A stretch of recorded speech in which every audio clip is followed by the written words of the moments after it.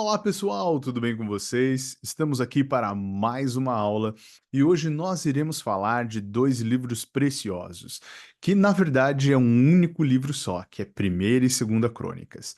Então, para que você possa acompanhar bem a nossa aula de hoje, eu vou compartilhar com vocês a minha apresentação de slides para que você possa acompanhar detalhe a detalhe. Então, deixa eu compartilhar com vocês. Deixa eu fazer o compartilhamento de tela. Então, vamos lá. Então, Primeira Crônicas, né? Então, dando um panorama aqui é do que se trata este livro. Então, se trata de uma história pós-exílica positiva dos reis de Judá, com ênfase ao templo e adoração. Então, nós vamos ver, tanto que em Primeira e Segunda Crônicas, que o cronista, ou seja, o autor desse livro, ele fez um grande apanhado de tudo aquilo que nós vemos em Primeira e Segunda Samuel, em Primeira e Segunda Reis. É como se ele fizesse um grande resumo desses dois livros, mas dando ênfase principalmente nos aspectos positivos dos reis, mas também na ênfase certa de como deve ser do trabalho no templo e da adoração. Então, também contempla uma cobertura, né, histórica que compreende a genealogia inicial, de volta até Adão, a narrativa em si sobre o reino de Judá desde Davi, aproximadamente 1000 anos antes de Cristo, até o decreto de Ciro, né, em 539 ou 38 antes de Cristo. Ou seja, vai pegar praticamente 500 anos de história.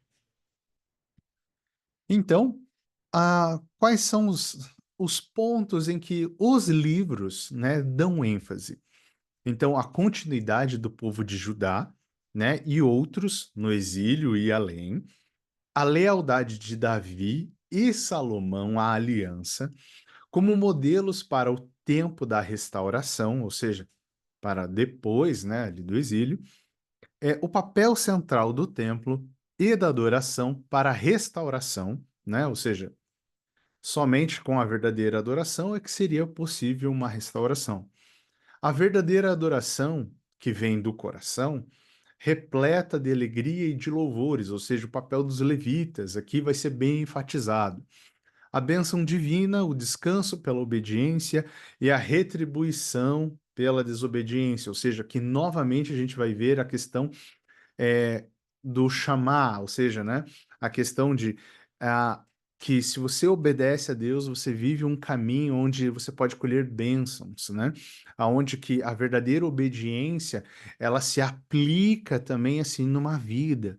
E que, logicamente, quando você não vive a lei, né? Ou seja, quando você não vive conforme os ensinamentos de Deus, você acaba sofrendo consequências. Então, indo aqui adiante, uma coisa que é muito importante que você tenha em mente. O livro de Crônicas, ele está situado, né, na Bíblia hebraica como o final da Bíblia. Ou seja, para eles, né, o livro de Crônicas é como se fosse o último livro. Para nós, não, né? Então, veja só. Mas o porquê disso? Porque eles ainda estão no aguardo do Messias, né? E para nós, o Messias é Jesus Cristo. Então, quando você pega, digamos, uma Bíblia hebraica, veja, a distribuição dela se divide em três partes, né? Então, a primeira parte seria a Torá, que são os 5 primeiros livros da lei, Gênesis, Êxodo, Levítico, Números e Deuteronômio. Aí tem o Neviim, que são os livros dos profetas. E, num certo aspecto, os profetas, eles agem e atuam ali neste período, né, que é antes do exílio, pré-exílico, né, e também, digamos assim, durante o exílio, né, e na parte ali pós-exílica também. Então, quando vem um cronista e escreve sobre esses livros, ele vai citar os profetas, só que em alguns momentos a gente ainda nem leu os profetas, porque a gente segue uma Bíblia protestante, né? Então, Diego, mas por que que a gente não lê desse jeito? porque existem outros objetivos, né? Então, como nós cremos em Cristo, né, faz mais sentido para nós, né, ler os profetas posterior ao livro de Crônicas. Eu já entro em um pouco mais de detalhes sobre isso. Então, aqui na Bíblia hebraica, né, Crônicas vai estar situada na última parte, que é o Ketuvim, que são os escritos, onde está Salmos, Jó, Provérbios, Ruth, Cântico dos Cânticos, Eclesiastes, Lamentações, Esther, Daniel, Esdras e Neemias. Então, a posição desse livro também nos dá alguns indícios, tá? Então, na nossa Bíblia, né, nós temos o Pentateuco, e ela está situada nos livros históricos, né? Então, essa divisão, primeira e segunda crônicas, é uma divisão que a nossa Bíblia protestante criou, porque, teoricamente, trata-se de um livro só, ou seja, são crônicas. A oposição atual dela, né, ela vem logo depois de Esdras e Neemias. Quer dizer, depois dela vem Esdras e Neemias. Usando Samuel e Reis como narrativa básica, o cronista acrescenta outros materiais, ou seja, o que tem em crônicas? Tem genealogias, listas, salmos, discursos. Então, ele apresenta uma história contínua de Israel. Então, por que que é importante você saber disso? Porque este cronista, quando ele escreve, né, estes livros, ele tem como um objetivo, né, total, né, apresentar aqui a essência. Ou seja, se uma pessoa não lesse os outros livros históricos, ou os outros livros, se ele lê crônicas, ele sabe o que ele tem que fazer. Porque ali ele ressalta os aspectos que precisam ser copiados, modelados, né? Pois muito bem. Então, quando a gente observar crônicas num sentido mais panorâmico, né, tanto crônicas 1 e 2, a gente vai observar o seguinte. Então, nós podemos dividir em três partes. A primeira parte seria referente a genealogias. Então, ela começa ali em crônicas de 1 a 9. O crucial é que o cronista segue a linha de volta até Adão, ou seja, ele volta toda a linhagem, né? Ou seja, a linhagem dos reis ali até Adão. Enquanto se concentra, enfim, em Judá e nos levitas, nos quais residem os interesses da sua narrativa. Então, ali é muito importante ele voltar toda a genealogia, mas principalmente se preocupando ali com Judá e com os levitas.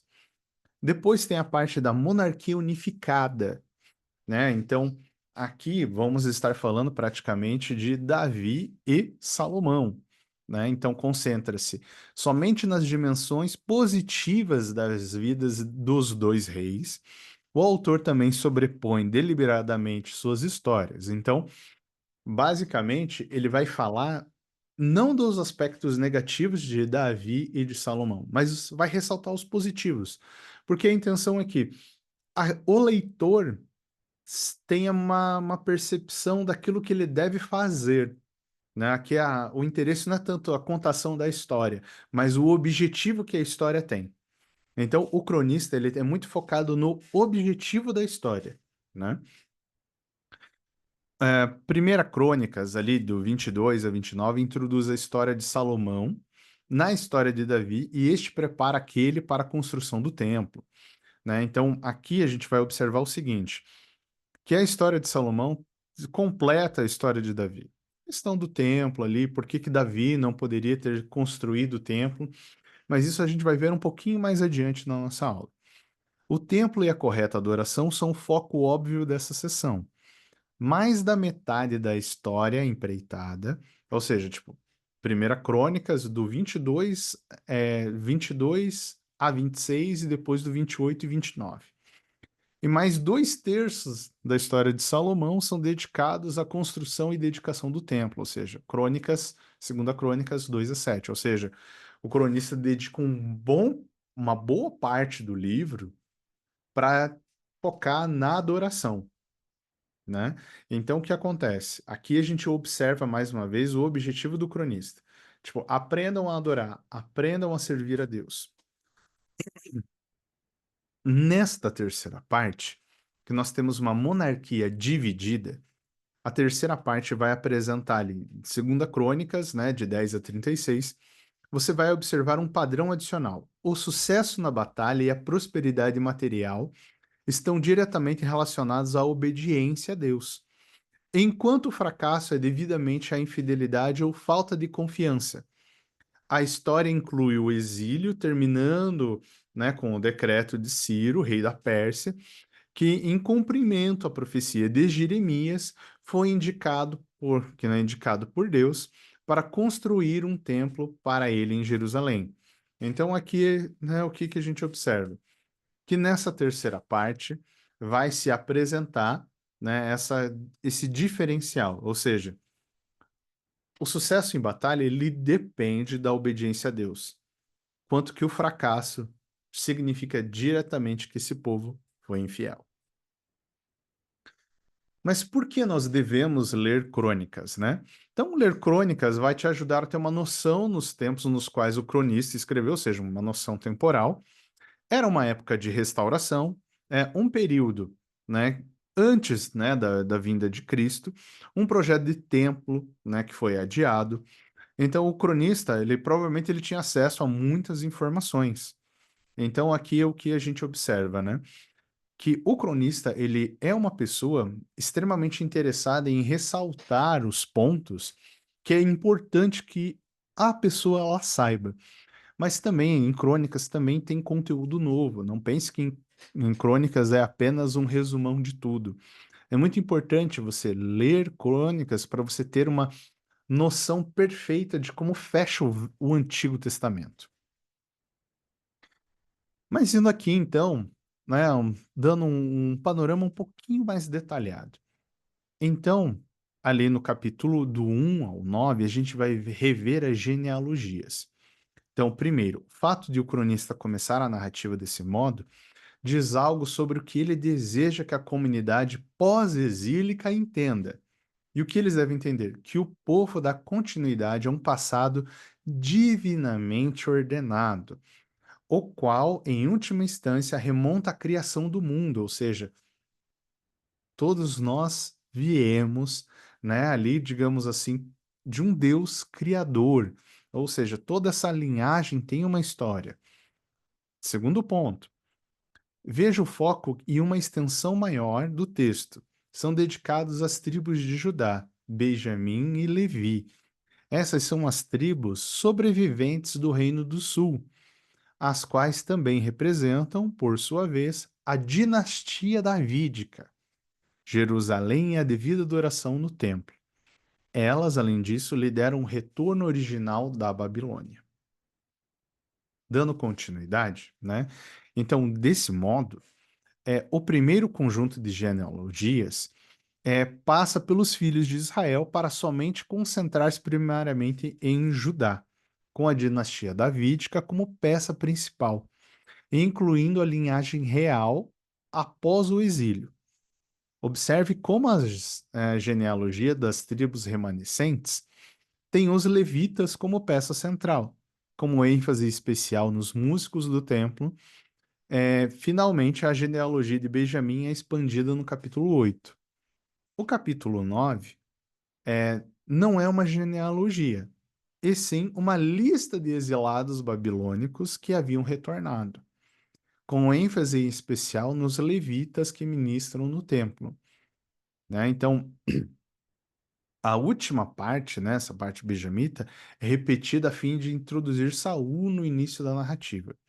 Então, veja, toda essa questão de genealogia, ela é muito importante para você ir entendendo toda a sequência da história, desde Gênesis até o presente momento. Ou seja, o cronista ele não apenas conta aquilo que foi lido em Samuel e em Reis. Ele vai te dar um panorama de todo o início da história até chegar nesse momento. A monarquia unificada, a história de Davi. né? Então, você vai ver isso ali do capítulo 10 a 21 de Primeira Crônicas. Você tem que ficar atento à preocupação do cronista, né? Então, veja só. É, ele começa com a morte do rei fracassado, Saul, ou seja, ele já vai para a morte de Saul. A intenção dele é de introduzir o rei Davi como uma contrapartida, ou seja, tipo, fazer um comparativo, né? Então, nos capítulos 11 e 12, seleciona e arranja vários materiais de 2 Samuel, né? Mas também esses materiais, ele vai enfatizar que todo Israel se reuniu para fazer Davi rei. Ou seja, aqui a ênfase é que Saul não era um rei segundo o coração de Deus, mas Davi sim, e todo o Israel concordou que Davi era, né? Então, ainda indo adiante nessa monarquia davídica, aqui vai ter a questão da condução da Arca da Aliança, continua esse tema que todo Israel, né, estava, digamos, com, com essa questão de que Davi era o verdadeiro rei, ou seja, um povo bastante unificado, né, na sua posição. É, Também temos alguns salmos que são enfatizados aqui, enaltecendo a grandeza de Deus sobre a terra e as nações. Então, até terminando ali num salmo, né, que termina com um clamor a Deus: livra-nos das nações, e que a todo o povo disse amém, louvado seja o Senhor, refletindo sua própria situação do autor ali. Então, basicamente, a gente observa que aqui o autor ele está mostrando esse era um tempo em que o povo estava dedicado a Deus, né? E essa era uma forma correta. Ainda, né, digamos, nessa monarquia unificada, é, segue-se a isso a aliança davídica. Então, ali no capítulo 17, com uma ênfase agora em Salomão, como aquele que construirá a casa de Deus, o que é acompanhado, por sua vez, de uma colagem de 2 Samuel, ali do 8 a 21, das guerras de Davi. Basicamente, por que que não poderia ser Davi aquele que terminou o templo? Porque, né, praticamente Deus diz assim que Davi tinha muito sangue na mão, né? Ou seja, ele era um homem de guerra, né? Então, e Salomão seria um homem de paz, né? Entanto que toda o império de Salomão, ele fez muitas alianças. Ele foi um homem que, digamos assim, que promoveu, digamos, de um certo modo, apesar de ter um pouco de trabalho escravo, né, nas suas construções, ele promoveu bastante paz. Hum, Ainda aqui, né? Então, Davi ali, né, e Salomão. O material dessa sessão, ele serve para aquilo que é essencial nessa transição. Então, o cronista ele fica preocupado em destacar, digamos assim, algumas estruturas. A seção central mais importante ali do capítulo 23 ao 27 lida com o preparo dos levitas para a adoração do templo. Os preparativos são enquadrados por três discursos de Davi, no capítulo 22, 28 e 29, os quais chegam ao cerne das preocupações do autor. Então vejam essas três preocupações. Primeira, né, ali no capítulo 22. É endereçado ao próprio Salomão e repete a essência da aliança davídica. Concentra-se em especial em seu chamado para a construção do templo. Então, a construção do templo. Segundo, repete a essência do primeiro de todos os oficiais de Israel. Ou seja, aqui nós temos a, a continuidade, né, digamos, dessa aliança. O terceiro, conclama a seguir o próprio exemplo de Davi, ou seja, doar-se generosamente, né, o projeto. Então, aqui a continuidade, né, de uma aliança de uma aliança davídica, continuando, né, todo um projeto ali de construção do templo.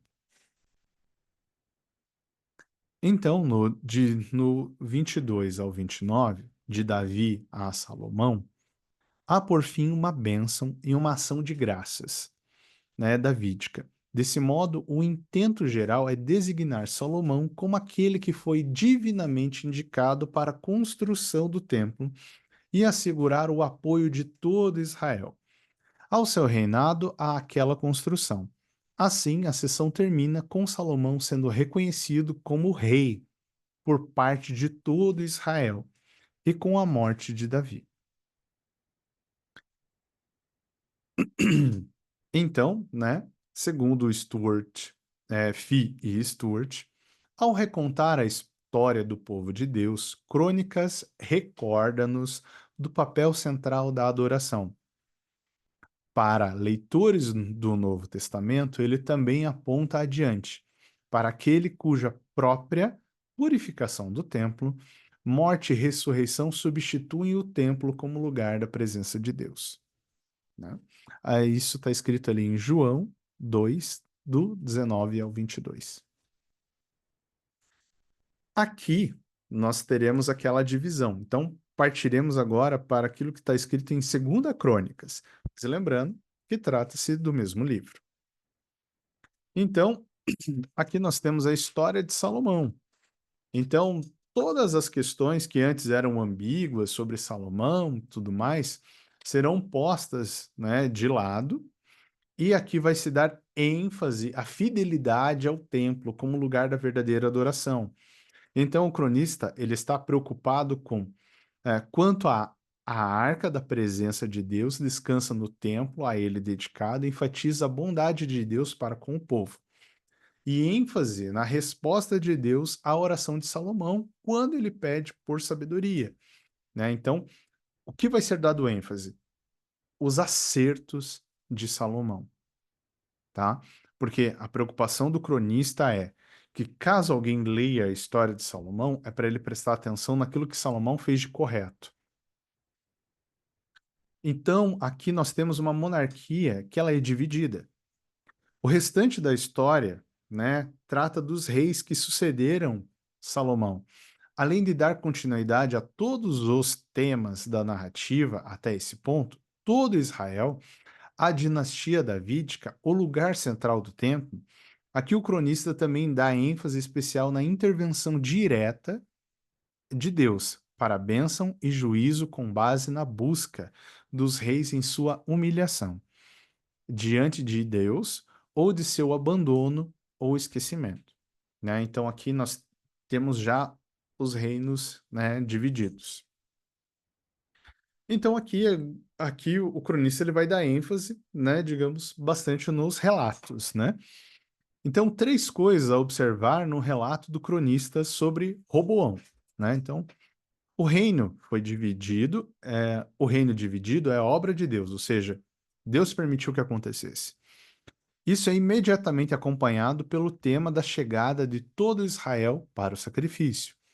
O novo tema do juízo pelo abandono a Deus começa com Roboão e os líderes de Israel.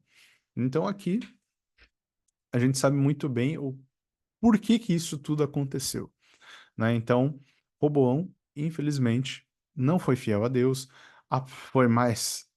foi tirano. Então, acaba acontecendo essas situações por conta da insensatez, né, e desobediência, né, de Roboão. Mas aqui nós temos Abias, né, e Jeroboão. Veja como o autor usa o discurso de Abias destinado a Jeroboão e Israel. Para definir sua própria ênfase, Deus deu o reinado a Davi e seus descendentes para sempre. E a verdadeira adoração ocorre em Jerusalém, no templo. Posteriormente, as tribos do norte são incluídas quando se unem a Judá em Jerusalém, ou são convidadas a fazê-lo. Note, ainda, que foi quando o povo clamou a Deus que Deus derrotou Jeroboão. Aqui nós temos Asa. Nesse relato mais longo sobre Asa, observe duas ênfases. Asa clamou ao Senhor, o seu Deus, ao que Deus responde derrotando os cuxitas. Em resposta à palavra profética, Asa institui uma reforma relacionada ao templo e adoração, Você pode ver lá no capítulo 15. Mas perceba também que seu longo reinado termina com uma espécie de nota amarga, por ele ter deixado de confiar em Deus e oprimido parte do povo. Então, apesar dele ter sido fiel a Deus ali, e no final ele sai um pouco da curva. Aí nós temos Josafá, ali já no capítulo 17 a 20. No relato ainda mais longo sobre Josafá, observe que ele é elogiado, pois, em seus primeiros anos, andou nos caminhos em que seu predecessor Davi tinha seguido. Ou seja, ele foi como Davi no seu começo, né? O que encontrou expressão na instrução dos levitas, dada ao povo por meio da lei. A peça central dessa narrativa é a derrota de Moabe e Amon, pontuada por um discurso no templo e por ação de graças, canção e louvor pelas tropas. Ou seja, tudo certo até aqui. Mas a narrativa está entremeada por uma aliança impura com Israel, com Acasias, o que, ao final, conduz à sua queda. Ou seja, essa questão de bênção e maldição aqui, ela vai sendo bem vista e bem detalhada nesses reis, porque é como se não adianta acertar no começo se no final você sai da curva, né? Então aqui nós temos Jeroão e Acasias. Então nós temos a carta de Elias para Jeroão, né, no capítulo 21 a 19.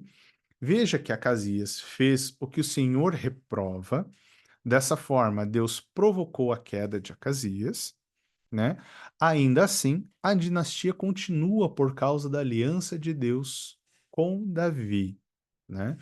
Então, essa carta de Elias, ela é deixada como um grande lembrete do que se deve fazer, né? Opa, desculpa, a carta de Elias para Jeroão. E nós temos Joás. O relato de Joás concentra-se em dois temas: o resgate divino da dinastia davídica e a restauração do templo. Ambos destacam o ministério do sumo sacerdote Joiada, cuja morte foi marcada, né, no início da influência sobre Joás, de oficiais que abandonam a Deus, chegando ao ponto de matar o filho de Joiada. Infelizmente, o filho de Joás segue nesses mesmos passos. Ou seja, aqui uma completa desobediência. Aqui nós temos Amazias, Uzias, Jotão e Acás. Então, são várias histórias. Eles, por sua vez, são sucedidos por um rei exaltado, Jotão, e outro condenado, Acás. Observe quando é profundo aqui. O tema da bênção e da maldição baseadas na lealdade ou na deslealdade do rei a Deus. Acás fecha as portas do templo. Então aqui nós temos, né, algumas questões assim bem importantes. Quando você volta, né, nas histórias, você vai ver que em determinado momento, alguns reis, eles vão lá e seguem a Deus, fazem as coisas corretamente, constroem, voltam, mas existem outros reis que vão lá e simplesmente destroem tudo aquilo que o outro tinha construído ou reconstruído. Então fica nesse ciclo de um rei bom com um rei desobediente, com um rei que restaura, para um rei que constrói, e um rei que vem novamente e destrói tudo. Aqui, né, nós temos Ezequias, né? Então, chega Ezequias, cuja história se concentra na purificação do templo. É também aqui onde você encontra todos os temas observados anteriormente reunidos nesse rei bom. Então ele reabre o templo, ele celebra a Páscoa, ele reorganiza o templo, ele tem uma vitória sobre a Assíria, ora com Isaías e o Senhor envia o anjo, é, orgulho e arrependimento, né, de Ezequias, ou seja, ele tem vários momentos aqui importantes. Nós temos também aqui, né, lá no capítulo 33, né, Manassés, né, e que cai em arrependimento, a história de Amon. Então, são todas histórias que você pode, digamos assim, observar. Você vê que Manassés, ele foi um dos piores, porque ele destrói tudo, né? Ele faz bastante adoração a outros deuses, tudo mais. Então, é bastante complicada a história dele e vale a pena você ler. Nós temos Josias, né? Ou seja, Josias, né? Então, é, veja como é interessante, né? Logo depois ali de Manassés, logo vem Josias. Então, Josias é alguém que vem e reforma tudo aquilo que foi destruído anteriormente. É, o livro da lei é encontrado, ele se arrepende, tem o processo da Páscoa. Então, todas essas histórias vocês já viram ali no livro de Reis, né? E essas histórias são retomadas aqui, mas com ênfase bastante assim nessa questão da bênção, né, e da maldição.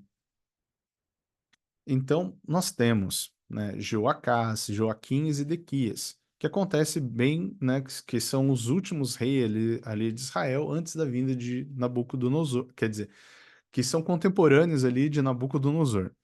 Então, Joacás reinou 3 meses e foi destronado pelo rei do Egito. O rei do Egito proclama Eliaquim, irmão de Joacás, como rei, mas muda seu nome para Joaquim.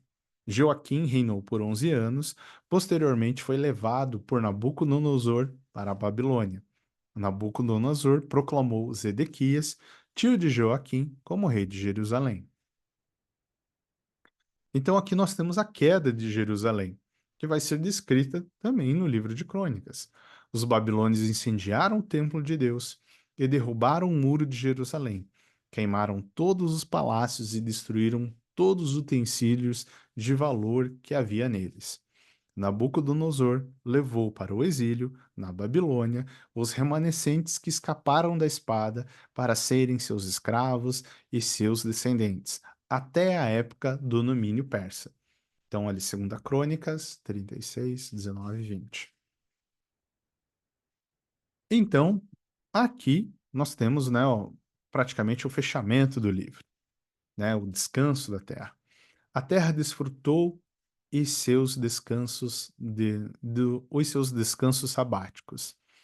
Descansou durante todo o tempo da desolação, até que os 70 anos se completaram, em cumprimento à palavra do Senhor anunciada por Jeremias. Isso está em 2 Crônicas 36, 21, e você também encontra em Jeremias 25, 11.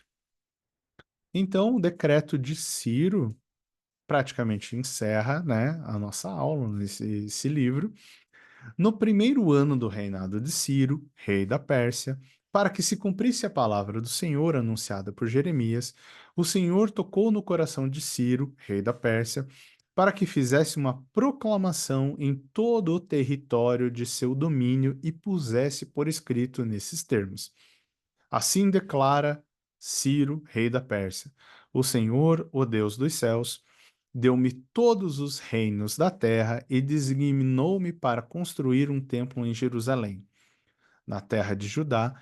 Quem dentre vocês pertencer ao seu povo, vá para Jerusalém, e o Senhor, o seu Deus, esteja com ele.